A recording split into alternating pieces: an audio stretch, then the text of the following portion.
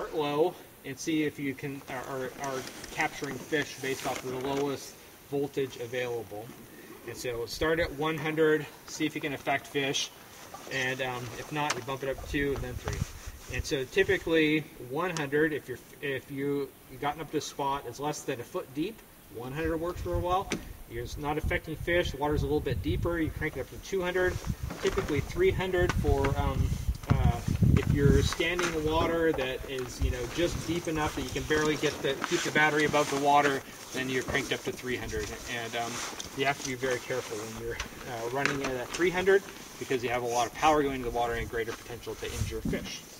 We have there are many different pulsings that you can set the electricity to do, and but the one that causes the least impact to fish is fishing with just straight power, just putting straight DC into the water, no pulsing.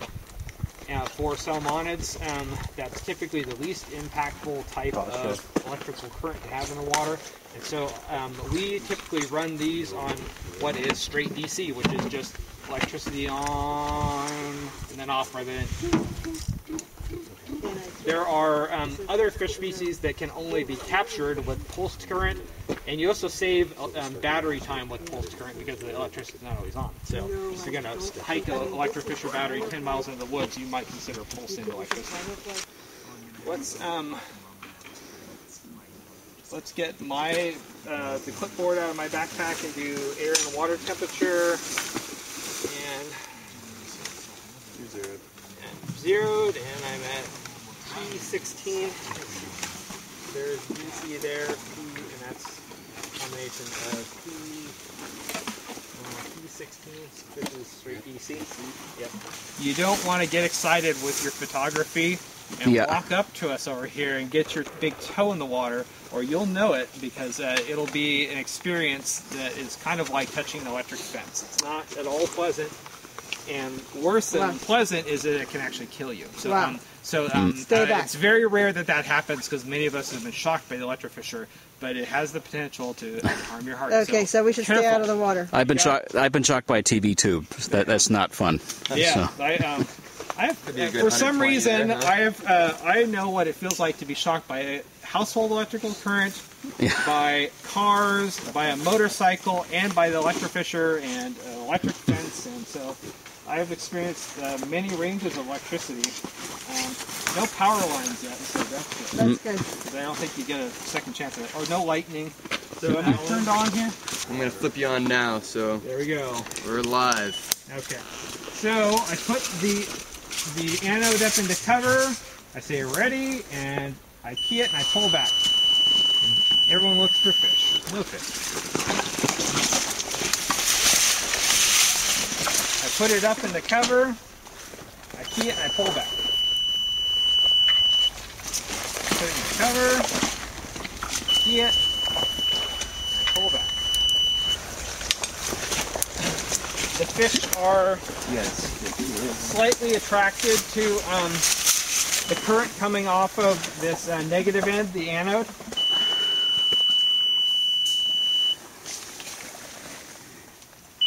And so I can pull them out of cover areas by applying the electricity and pulling back.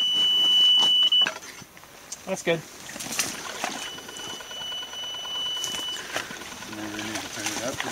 Yeah, I can see him scrambling around. What do you want it at? 200? Is that this mode switch here? No, the bottom one there is volts. There you go. Yeah.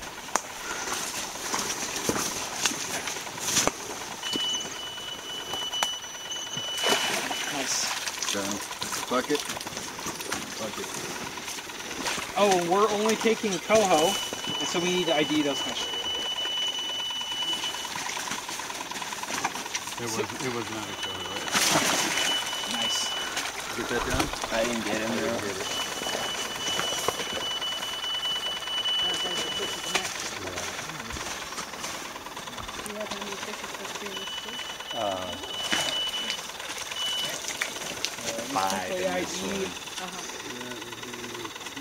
Did you get an ID on that, Ben? No, not yet. What are we doing with trout? I forgot. We need 2 buckets so that we can have trout set aside and coho in the capture. Bring it back. There's the coho.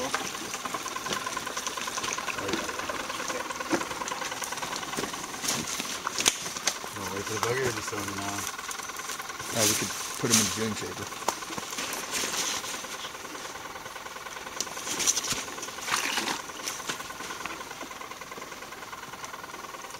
Wow, big. Use widely. And that's a good way to video a fish. Nice. If you,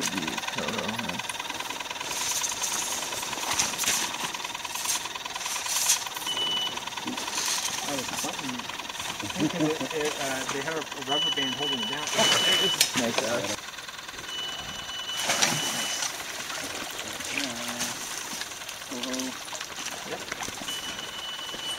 200 is working quite a bit better.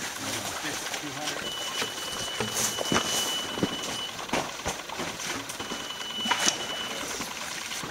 So now you're going to start a coho bucket there, Ben. Yep. And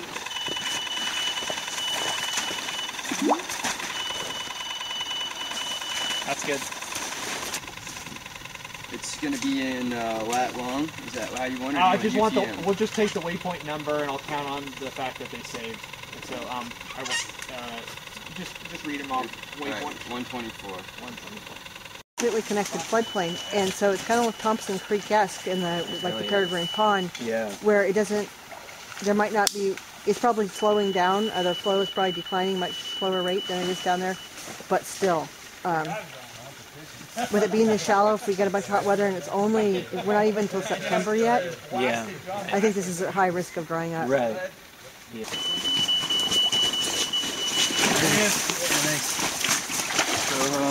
19.